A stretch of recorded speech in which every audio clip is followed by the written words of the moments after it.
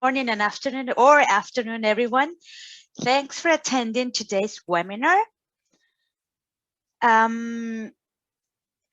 Please remember to mute yourself whenever you are not speaking. All slides and links referenced in this webinar will be sent out to you along with a recording next week in the LITE Center monthly newsletter.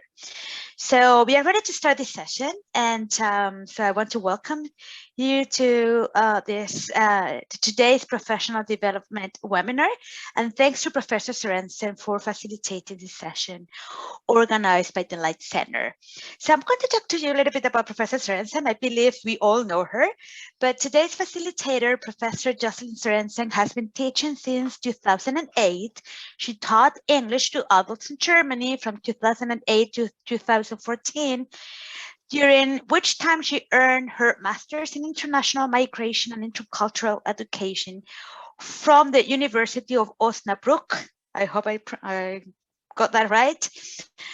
When she relocated back to Southern California, she began teaching German and history at Biola University, and she's currently earning her doctorate in cultural studies at Claremont Graduate University, with an emphasis in museum studies and a certificate in women and gender studies.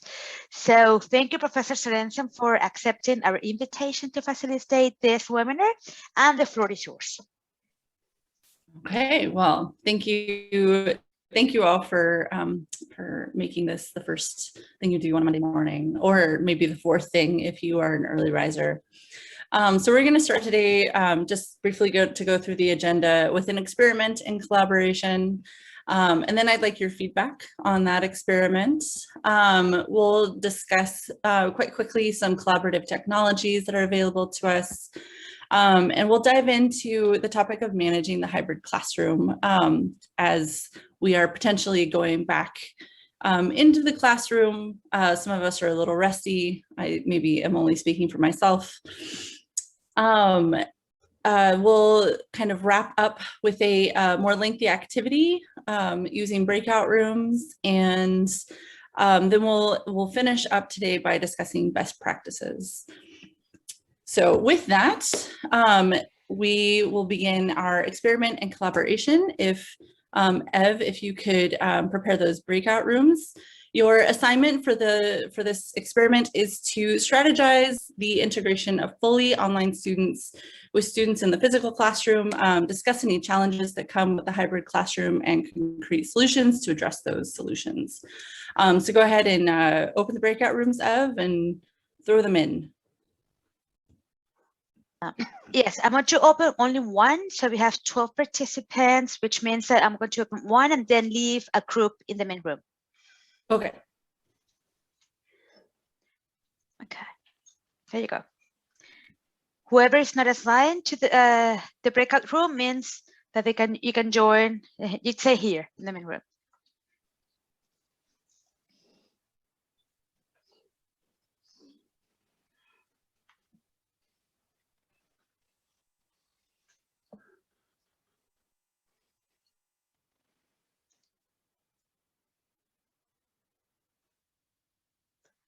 There you are. Everyone has joined the breakout room.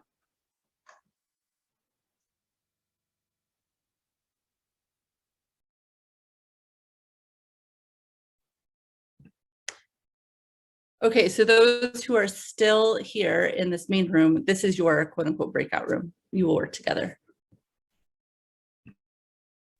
Yay, we get the best room. I'm sorry, Jocelyn, I joined late, so I don't know the task. Oh, no problem. I gave the task. You're to strategize the integration of fully online students into the hybrid classroom and discuss any challenges that come with that.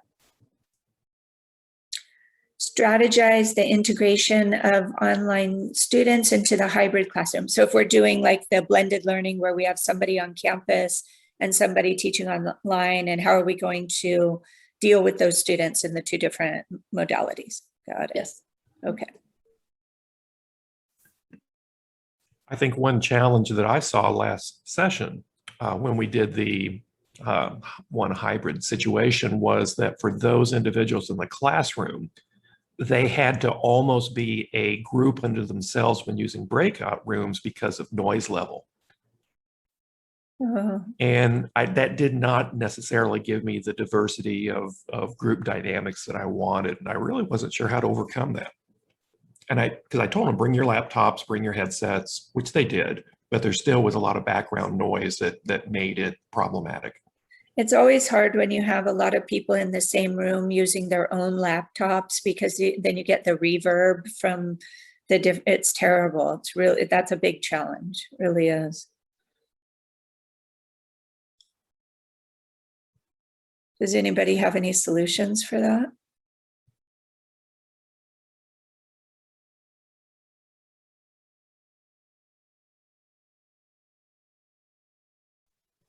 Other than just making the local individuals a group unto themselves, I really don't see a way around that. I was also, because some of their microphones on their laptops were pretty sensitive, I was hearing the classroom in the adjacent room. Oh my goodness. And I know we had some problems with that when we did that before, that there's still some directional mic issues with some of those rooms that have just the divider in it, rather than being totally separate. Sure, sure. But that's a logistic issue. You just have to be aware that it can occur. Yeah.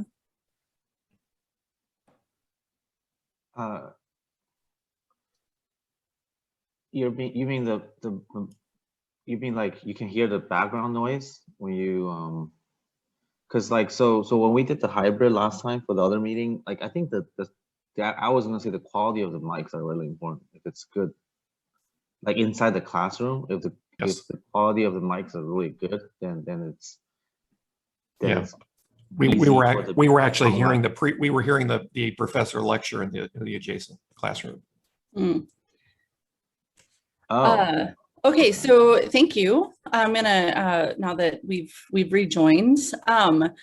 So some of you are probably very, very frustrated with how that activity went. And that was intentional. I'd like to hear your feedback about all the things that didn't necessarily work in that little experiment. I felt like the question was super broad. Yeah. Okay, good. Can someone just begin? So I was able to see what the group in the main room did. How did things run in the breakout room? Like a typical class. Like, can you elaborate on that? We had to repeat the questions, and so discussions didn't start until probably about halfway through the time we had. Mm-hmm. Did anyone have trouble remembering the question?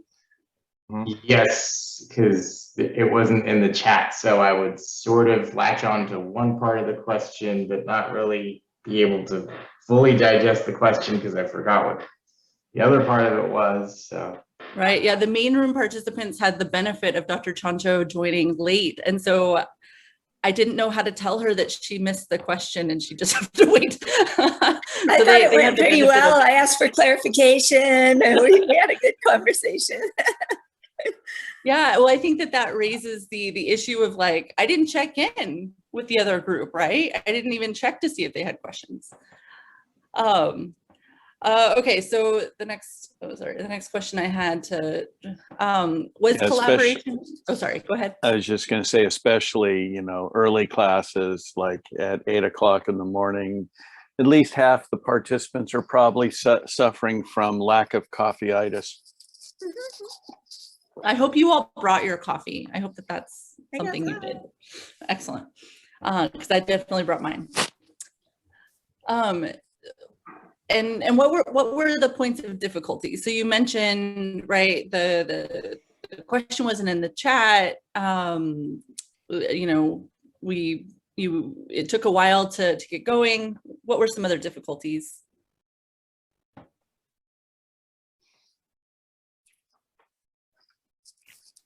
Getting the other participants to speak. Only one person in the group spoke. Nobody else chimed in. There were no moderator. Aha, yeah. Mhm. We had 3 in ours speak. There wasn't very much time too, so it was rushed. Mhm. But kind of through a question, it became one person became the moderator, and then the other 2 spoke in response. Mhm. Yeah. Yeah, right. Sometimes you have group dynamics that allow for or enable someone to arise to as the leader. I've watched a lot of class discussions where that just never happens. So that's a challenge. Anything else before I go through the list of things I saw wrong with it?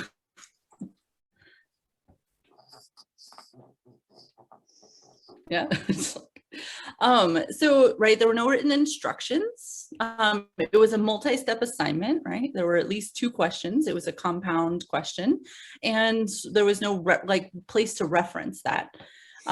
It wasn't scaffolded in any way. Like, I really didn't give you a lot of context, or, we didn't build up and discuss, what hybrid classroom even meant, right? That was something Dr. Chancho actually clarified in her set of questions. The instructions were vague. The question was really broad, given the fact that there were that there was no scaffolding involved. Yeah, Dr. Johnson. Some of it, I mean, you were late. You didn't seem enthusiastic. You seemed like this was, very, I figure there was some purpose to the fact that, because normally you're not. Normally you were like, I might throw you into class and so forth. You didn't repeat your instructions. I mean, so the genesis of this really came from you about where even some of the confusion. You didn't repeat anything. You didn't ask for clarification. You just kind of threw it out there. I'm late. Here this was divvied out. And I believe, I know that was purposed, but I mean, that was part of the problem as well. Well, I appreciate the benefit of the doubt in that. But I think the reality is that I have been guilty of doing this. I mean, maybe not so dramatically, but sometimes when you're rushed, or like, oh, we're starting late, gotta get going. Okay, everyone should know what's happening, so do it. I mean, of course, this is an extreme example, but the other points that I feel came out of this were maybe you're unsure about your group partners, right? Like, ooh, oh my gosh, we have the chief academic officer in our breakout room. Like, we can't say anything that might indicate that we are horrible at this activity in the classroom, right? Or their group dynamics come into play that we can't necessarily foresee or even do much about. At least in that moment, if we haven't planned for it.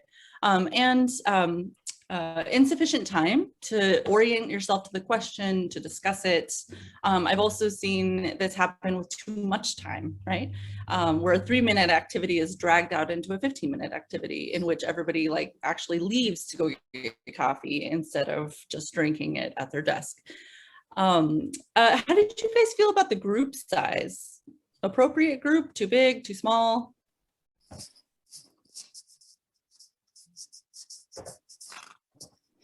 The size was okay. Yeah. Okay. I was gambling on that one. I didn't really have a a good gauge, but group size can also. We weren't together long enough to really get the dynamic developed. I mean, to be honest with you, because especially we had people that the genesis was before that. So I'm sure another 5 minutes it would have gelled better, but anyway. Yeah, absolutely. So what are some ways to address that? Because that's a very real dynamic that I see happen on a regular basis.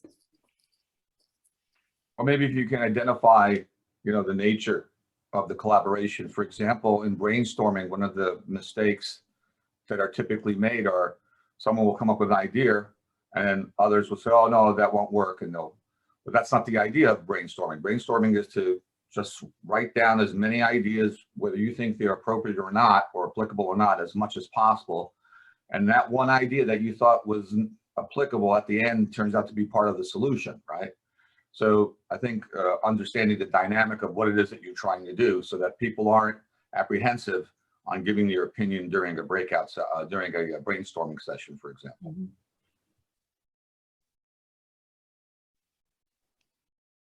Yeah, other ways that we might mitigate the comfort that people experience in creating group dynamics? I think it's nice if you give different people different roles. So like I was holding back a little bit, like our group was being quiet and I didn't want to monopolize the conversations. But if you have somebody who's like responsible for asking the questions or drawing people out or writing down the answers or something, then everybody has a task that keeps them engaged. Mm-hmm.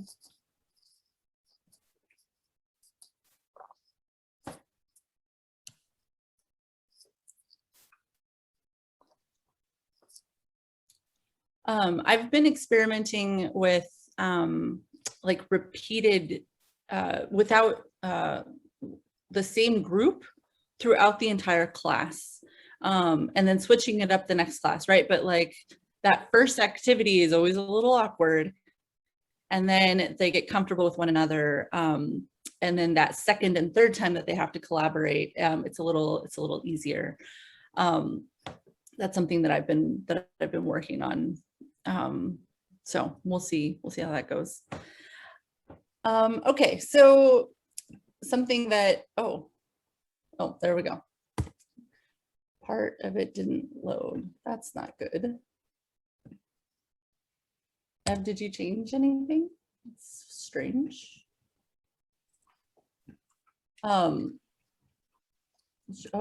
Show anyway. Oh, I see. Okay.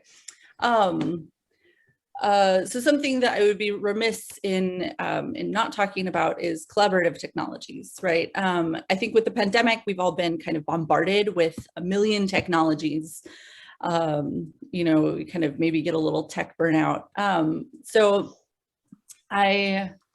But I think it is important for collaboration that we're using these tools appropriately. So I would just like to hear from you just very briefly, which ones you prefer to use, which ones you've had success with, failure with.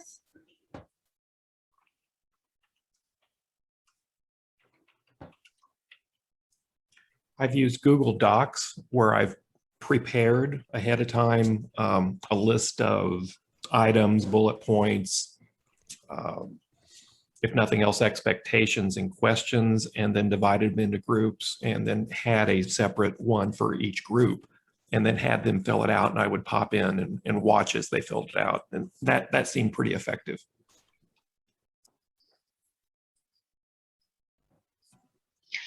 I used Jamboard and Perdeck. Really, these two tools were very helpful for the student and to be more engaged in the class as well, especially Jamboard, because they have opportunity just to list their ideas and comments, and then we can discuss or ask each student to read his comments, and we discuss his points as well. Thank you. Mm-hmm.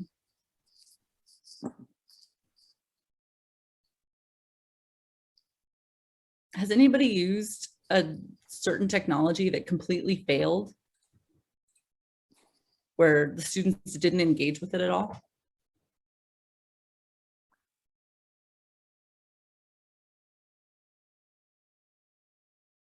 I would say it is not completely failed. When I use Perdeck, at the beginning, we have different features which were free for the professor to use. So, and the student can see each other comments when I share with them.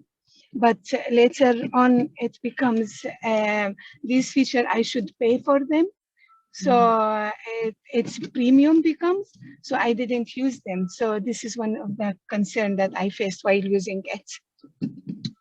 Yeah, that paywall came down hard.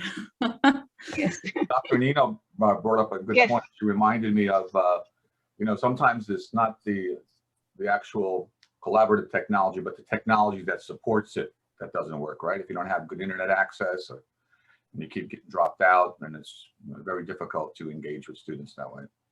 Mm-hmm. Yeah, that's been very real. I had one class session where my internet literally failed 4 times. And they were like all in the middle of a breakout room session when my internet just collapsed. What do you do? Good. All right, Flipgrid was the one image that didn't appear. So I just wanted to briefly show you something that I've used in the classroom. So this is Padlet. I know many of you are familiar with Padlet. And one of the reasons that I like this in the classroom is because they can post like different kinds of things like memes or photos, or they can like do drawings. So I mean, like my stepbrother would be absolutely embarrassed that this is the math example I used, but I needed to create a drawing and I didn't want to draw a smiley face. But I've been experimenting with Padlet in terms of how to give instructions in different ways, right? So I made a video instruction for those who wanted to hear the instructions verbally. I have the paragraph up here at the top. And another thing that in another one, I wrote out the instructions kind of in bullet point form. I didn't transfer it to this one, but this allows students to post in different ways that are a little bit more dynamic than even Jamboard. The limit to Padlet is that you can only have 3 free ones. So I delete, every time I make a new one, but this is probably the one I've had the most success with in class because the groups can just post whatever it is that they find, and it's like a brain dump of sorts. But yeah, so that's just my one little example. Are there any other experiences that anyone would like to share before we go into our pros and cons? No? Okay. Oh, so the possibilities, right? There's a tool for every task. You can use multimedia, it's time saving, it boosts creativity. You're able to monitor in real time. I really like, Professor Gatlin, that you mentioned, right, that you could see what they were doing at any given time on this document. And it fosters teamwork. When you ask them to write something on this Google Doc and then you pop in and nothing's on the Google Doc, you can know immediately, like, something's happening in this group. What's going on? There are, however, limitations to these technologies, which I myself, I feel like during this pandemic, I have experienced the limitations of these technologies in a very real way. Right, potential tech overload. I think I left a webinar or a discussion thinking, like, if I hear about one more new technology, my head might explode. I just can't do it all. It increases the cognitive load on the student, right? How many of you are familiar with Padlet? Anybody? Anybody not familiar with Padlet? Right? Okay, so it was kind of visually overwhelming, was it not? Like, there's a lot of things to do with it. There's so many possibilities that if you were given a 5-minute assignment, you might spend at least 2 minutes figuring out how to post something. And that means that your brain is not focused on the content of what it is that you're posting. Your brain is focused on actually posting it. So it shifts the cognitive load away from the course content, away from learning, to the actual technology itself, which is not the point, right? As Dr. Sayaj was kind of pointing out, right?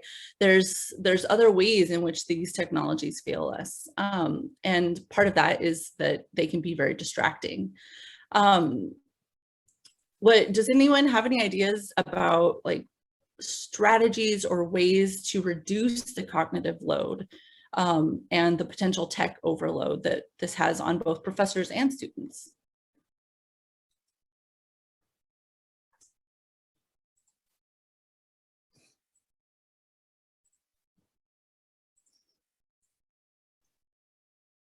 Maybe find out how students are connecting to class, what devices and tools they have, because you know, like Padlet and some of the others are good for, they can use on their phone to respond, and Quizlet, but not everything is compatible with all the devices.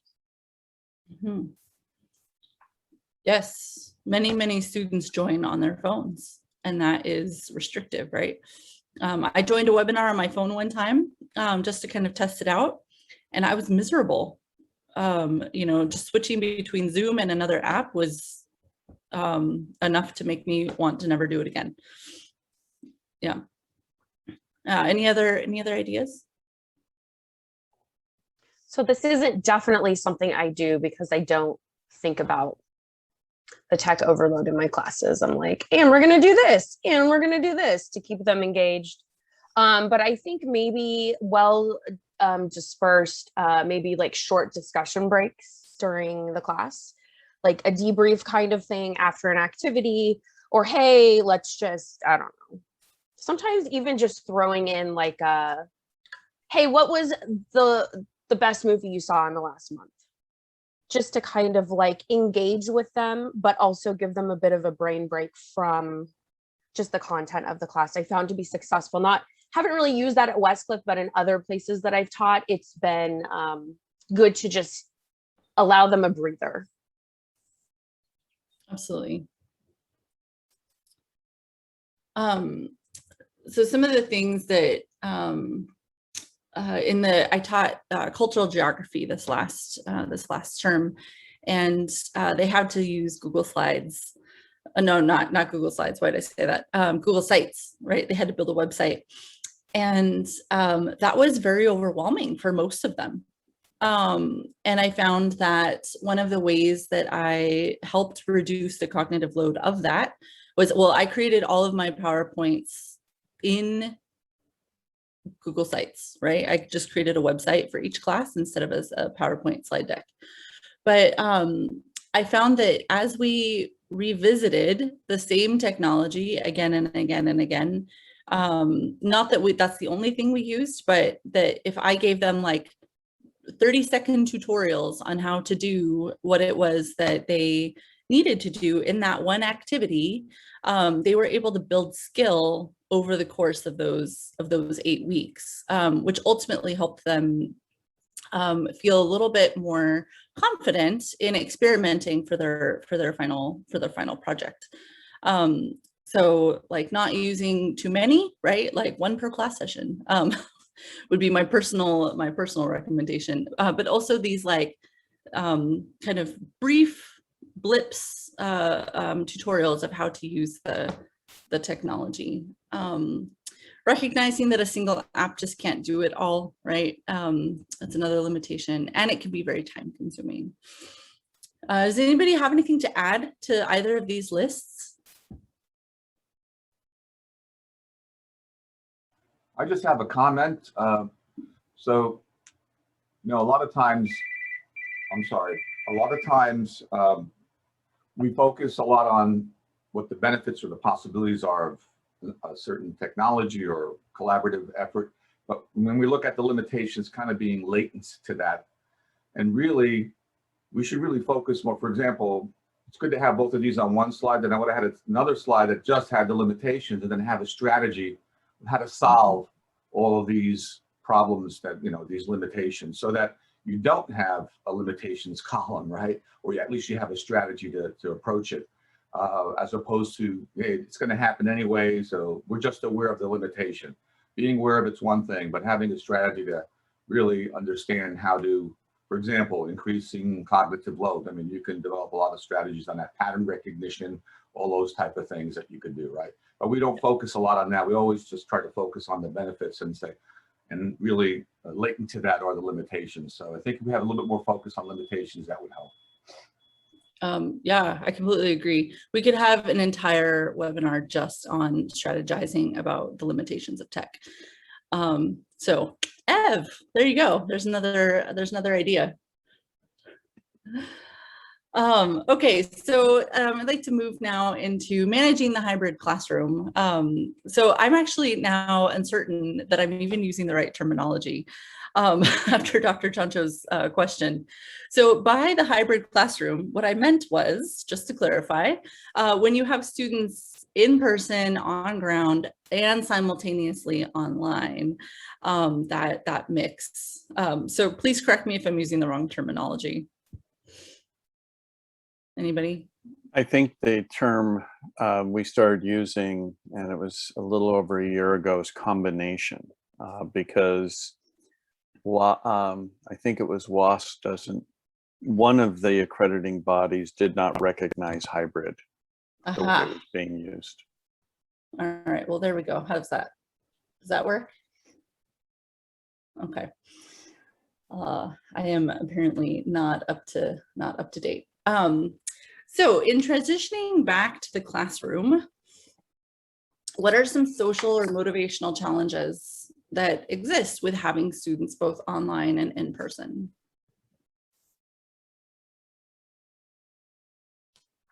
Is the technology working properly to enable us to be able to do this? Mm-hmm.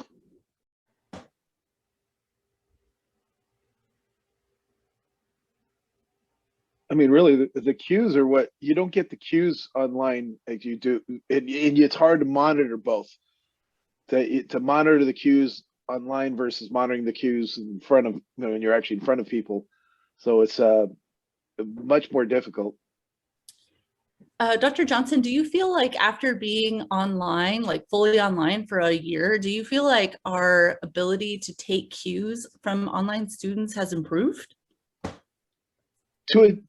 Yes, but it's still your focus can only be on one at a time.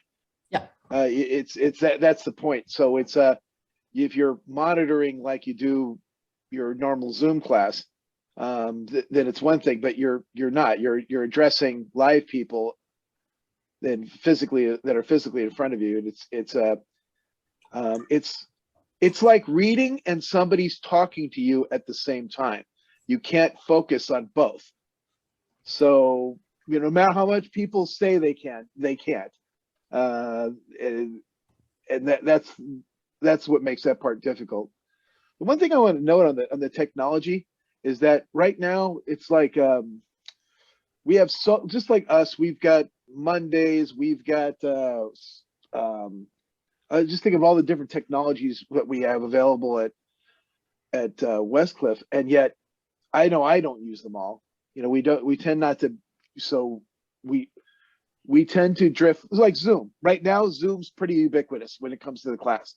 I don't use any of the other technologies. In more schools, we focus on one particular usage. We're not using Microsoft's what's theirs, Teams.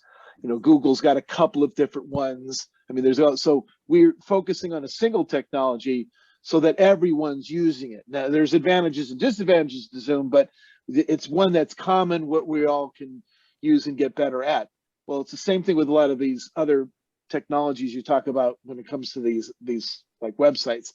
So until they fetter themselves out and we drift to some that are more common, and eventually I could see someone like Peter integrating some of these things into the gap itself, it's still going to be kind of scattered because we have too many choices. And so eventually there'll be some teachers that use one or two technologies, but they won't be the same as everybody else. So, and our students are going to be kind of caught in the middle with all that as well. Yeah, I agree. When you think about it, we don't have to teach people how to use Zoom right now, our students, but we do have to.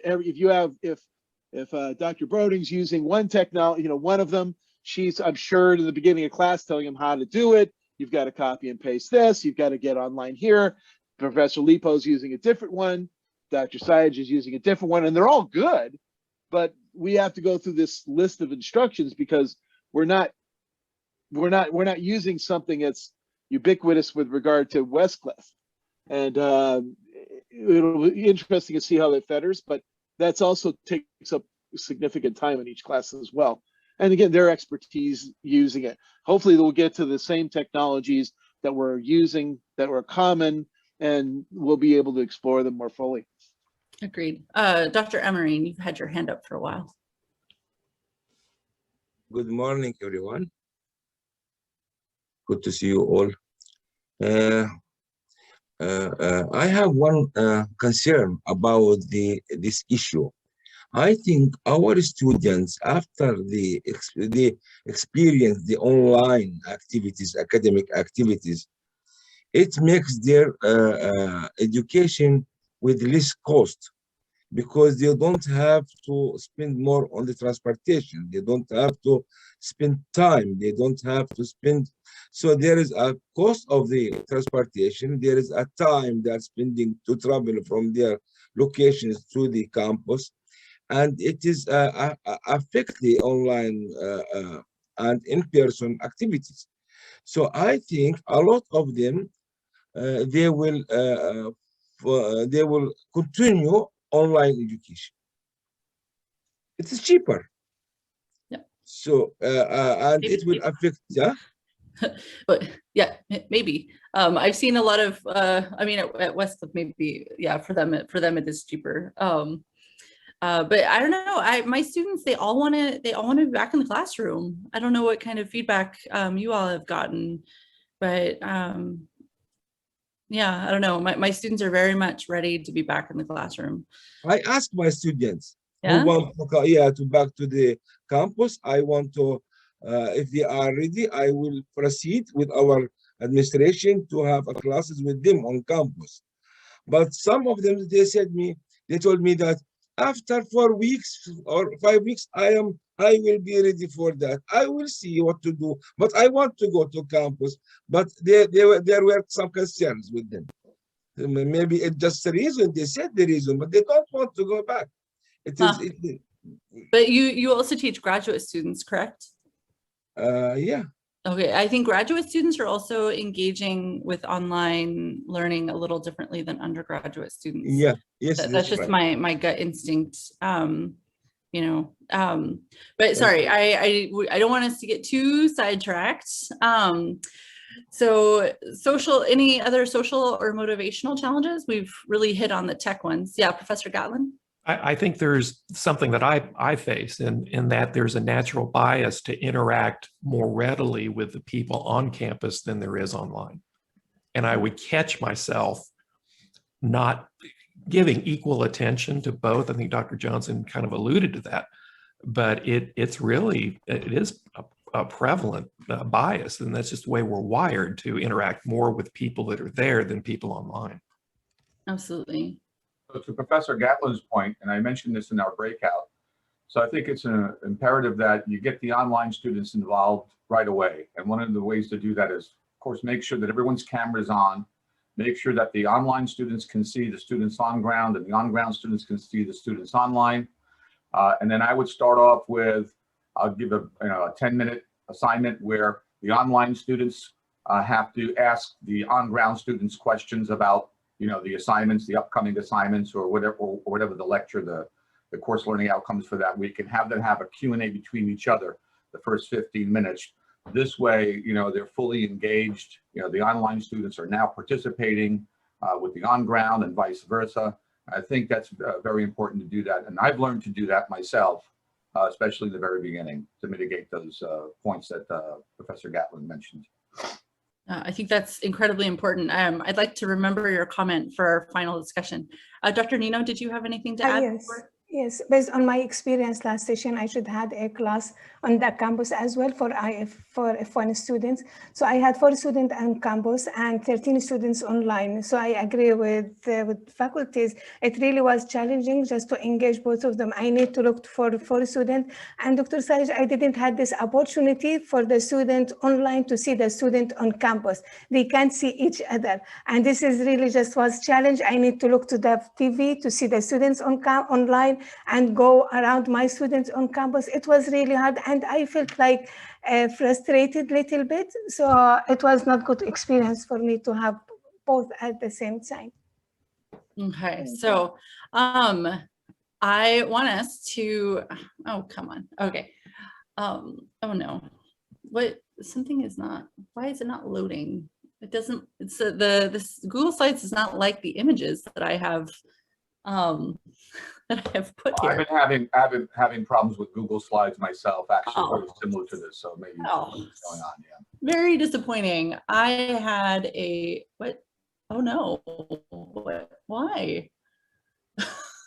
Don't let tech get you down. Let's see. Oh goodness. If you want, check and share. If Here. there you are. You have it. Yeah. Technological issues there. And now there it is. That's so strange. Okay, so I'm going to put this link into the chat. And this is a link. Oh, I need to go send to everyone. And this is a link to the Padlet that you'll be working on together. You can also use your phone to access the QR code, and it should take you there if you'd like to be on your phone for that. So we're gonna put you into smaller breakout rooms, which, oh dear, let's see.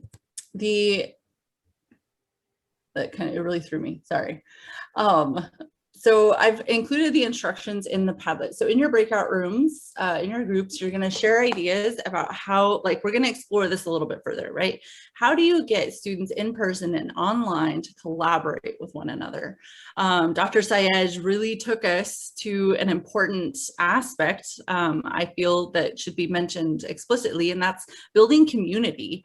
Having them be invested in one another as classmates and not just seen as like, oh yeah, those online students, or, you know, the on-ground students. And the follow-up to that is, how can you mitigate those social, motivational, and technological challenges? And then list any relevant technologies or resources. So I would feel free to, like, what you'll see here in the little corner is this little plus sign, and then you can upload a file, you can make a drawing, you can record your screen, you can do all kinds of things, GIFs if you feel like being silly, YouTube or website links. So like I've included here a link to a website with the 30 best collaborative technologies, just for your example. So Professor Shaoheda is going to open the breakout rooms shortly. And yes, I'm sorry, I will open 4 breakout rooms, and I will leave 3. You want 3 people per group, and I will leave 3 people here in the main room. Okay, so you'll have 7 minutes to collaborate with one another, to go more in depth into what we've already been discussing. Okay, I'm assigning this manually, so yeah, okay. Bear with me, please. Mm-hmm. Of course.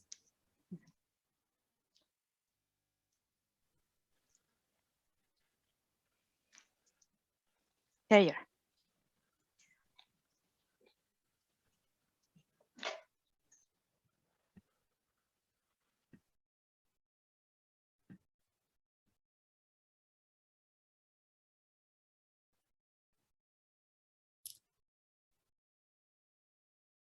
Okay, so I believe that there are three participants that are still in this room, correct?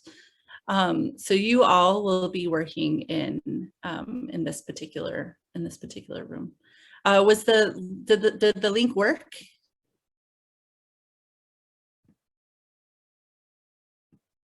It worked when I used it. Okay, perfect.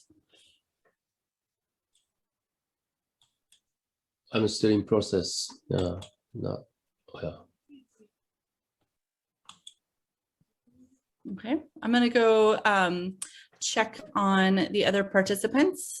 Please feel free to, is it possible for this group to, like, click, you know, request help if I'm in a different room?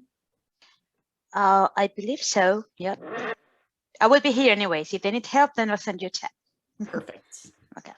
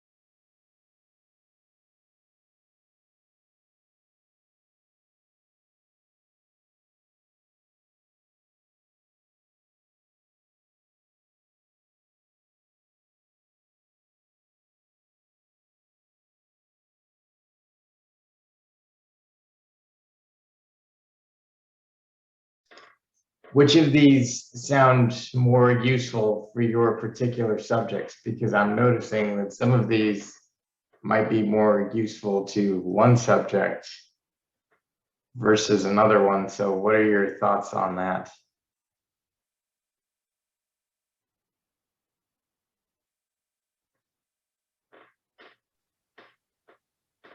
You know what? I think some our students they are not very. You're trying to engage them in your activities, but they prefer to give the shortest answer, the shortest participation. You know, I'm trying to break out rooms during my lectures, and most of them, they are just copy the text from the Google and they posted it and they are reading the text. They are not giving any they are not giving their own ideas about the issue. I've noticed that too, and what I tell them is, look, if you as a business major are not being innovative in adding something to the overall picture, do you think that's going to make your company popular? And all of a sudden I get, oh, so yeah, I agree with you that that can be an issue. Yes. Even some of them, they are not following up you. They're just watching, and you trying to engage them, to ask them your direct question to by person. I'm asking them by person, but it is they are very passive. Yeah, no, I definitely see what you mean. Thank you. Thank you. I heard a lot of really great discussion and more frustration, right? Which I absolutely love, because I experience a lot of frustration myself. I think because of time, we'll just jump right into best practices, and we can make this also a half discussion. I think one of the takeaways and from our discussions is planning, right? Have it done beforehand. Like Professor Gatlin mentioned, he created the Google Docs that his students used beforehand, right? So he knew, he knows his students, he knows who's going to be there, and he gets to plan accordingly. Now, of course, like life isn't perfect. Sometimes students don't show, and then you have to make adjustments. But that pre-planning is really very, very vital to the success of a lot of collaboration. And part of that, just to skip down a couple points, is to remove the cognitive load, right? If you have it set up beforehand, you make the necessary resources known to the students. I think Professor Gatlin was also mentioning, like, utilize a select number of technologies regularly so that they're familiar with it. This is a way to get students to actually dive into content and not be focused on the technology itself. Dr. Johnson says, right, integrating it into GAP will help a lot. I absolutely agree. And that's something that I feel completely incompetent about. I have no idea how that would be done. Dr. Johnson, is that like a tech thing, or yeah, this is basically and Peter's not here. I'm not beating Peter up, but that's what Peter is supposed to do, is help integrate technology into the system itself. That way it'll be a much easier transition. And as far as it doesn't mean he has to design each class, though. He's actually working on a couple of them right now, to be working with a couple of professors about what technologies we can use. But that would really help out, because then we're all going to the same thing. We're going to GAP and using it through GAP, but because then we'll find out which ones are compatible and not. Because right now there's a few that don't work with Macs, but more importantly, especially the ones where they're not working with their phones, because a lot of our students are just using their phones or tablets. And here it doesn't matter how much pre-planning you've done, because if you've done all this pre-planning and they go, well, I can't see it. I've got my tablet. But I think that pre-planning is also, and maybe I have it on the next slide, asking students how they're accessing, right? And being familiar enough, like be familiar with the technology, right? And this is why, like, I tried to emphasize, like, just choose one or two, like, you know, you don't have to accept them all. Choose one or two, know them well, be able to coach students in them, make them comfortable. The more comfortable you are with it, the more comfortable they can be with it. And part of that is part of that pre-planning process. But just we're so short on time. I don't want to take up your morning. These slides will be available to you later. I will not delete the Padlet for a couple of months, so feel free to jump back on there and we can continue to collaborate in future if you so desire. Make sure your instructions are clear, concise, and accessible, right? Maybe give them instructions a few different ways. Different students have different ways of thinking and learning, and it's very little work to write it out in a couple different ways or to make a quick video, what have you, right? Oh, I'm sorry. Am I not sharing my presentation? Oh my goodness. No, we just look at you. Oh dear. I'm so sorry. It's like things don't look right, but I'm not sure why. Yeah. Again, don't let technology get you down, right? The purpose of the activity should be to synthesize and create, right? This is a great way to jump into that kind of, and now I've forgotten his name, Bloom's, help me out, Bloom's, what did he have? Taxonomy? Yep, taxonomy, there we go. Right, like using collaborative activities is probably not the best use of time if you want to simply like repeat out what the main points of the chapter were, right? Give them something that has purpose, that has meaning, and that allows them to utilize their resources. Have a growth mindset, right? Exchange experiences with colleagues, get student feedback. This is where Dr. Johnson, that was, I had put that in the growth mindset, right? Like figure out what works or doesn't work for students. Some students are like, you know, I really hate this technology. It's just really terrible. It's not working. And let that be okay. Just because you've invested in it doesn't mean that, you know, maybe just put that in your back pocket, use what does work in the moment for those students. And don't set up an activity without a plan for how to monitor it.